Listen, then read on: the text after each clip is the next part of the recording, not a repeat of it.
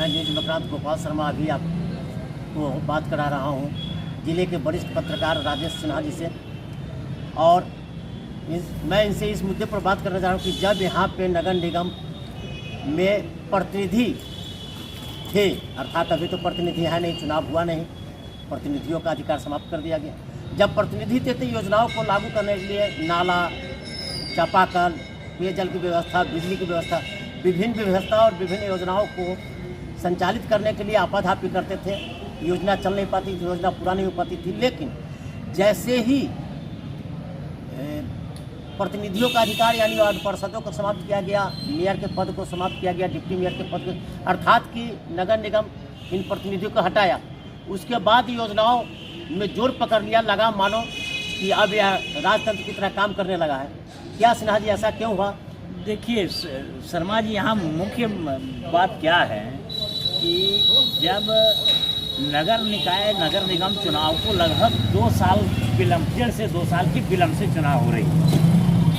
जब अपने अपने पावर में सारे वार्ड पार्षद, मेयर या उप मेयर सब थे, उस वक्त की जो क्रियाकलाप या कार्यशैली थी शायद जनता के समझ से बाहर थी या समझ ही नहीं पा रही थी, क्योंकि कुछ एक्टिविटीज़ दिखता नहीं था। लेकिन अभी आपने एक सवाल किया कि जब जितने प्रतिनिधि हैं निगम के, उसकी पावर को जब सीज कर दिया गया तो अचानक जो है सो योजना और काम का बाढ़ लग गया। तो कहीं ना कहीं ये जो है, या तो इसको आप कह सकते हैं कि जो निवर्तमान वार्ड पार्षद हैं, उप मेयर हैं या मेयर हैं, उनमें वो क्षमता नहीं थी काम कराने की, इसलिए शायद वो नहीं कर सके। नहीं तो अभी का जो परिदृश्य दिख रहा है, देवघर नगर निगम एक ऐसा नगर निगम बन गया है जहाँ हर घर मोहल्ले का व्यक्ति अपने फेसबुक वॉल पर लिखता है कि आपके मोहल्ले में बल्ब नहीं जल रहा है तो हमसे संपर्क करें, आपके मोहल्ले में नाली साफ कराना है तो हम पर संपर्क करें। अब समझ में नहीं आता है कि आम जनता वार्ड पार्षद और मेयर हो गया है या नगर निगम का वो वर्कर हो गया है कि आम जनता है।